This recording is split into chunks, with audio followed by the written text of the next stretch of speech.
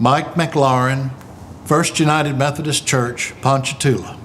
It all goes back to First Methodist Church in Amite, my home church, loving place, shout out to them. God snuck up on me and said, I want you to be a pastor. And it was really a wonderful experience, and try to find out what all that means was time's taking, but God said to me, you're going to go to college, you're going to go to a seminary.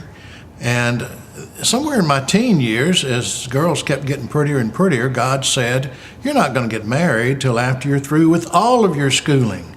And after divinity school, I got appointed to Ingleside UMC there in Baton Rouge, their one and only full-time associate pastor. I like to think I broke the mold for them, that they said, we can't get another one like this, we don't want one.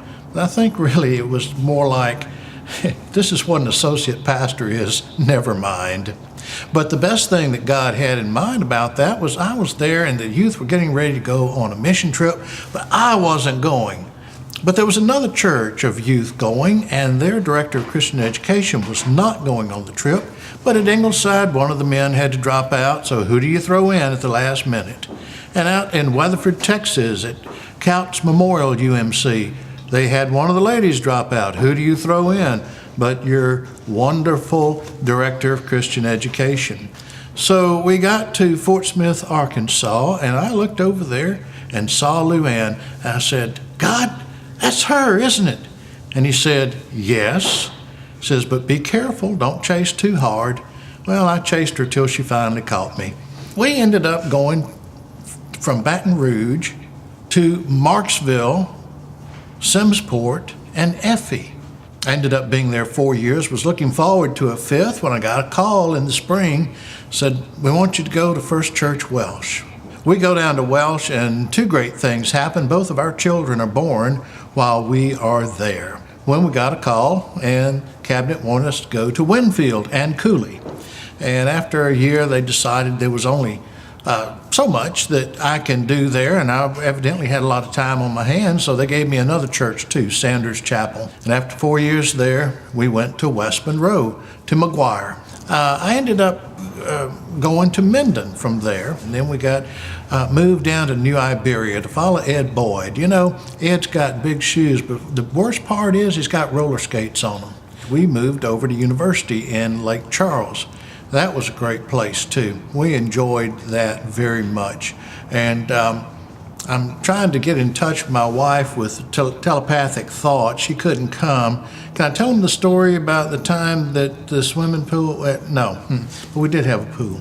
Well, it was kind of like when we were in Marksville and the lights went out in that 100-year-old parsonage. We were she said, no, don't tell that one either. So we ended up going to DeRidder. Wonderful people, because in DeRidder, that's where we were when our son at age 29 passed away. And they cared for us in such wonderful ways. We can never thank them enough. And then following DeRidder first, they said, let's go to Ponchatoula. We want to send you to a place where you can heal. And now we're ready to move along to that next stage. We've got a place out in Granbury, Texas. And in Granbury, we've got a ranch. It's got over 17,000 square feet in the lot, including the house. And you figure that out, and that's about a third of an acre, maybe. So I only have one more thing that I need to say, or in this case, sing. Happy trails to you. Keep riding on to then. Happy trails to you. Keep smiling on till then. Happy trails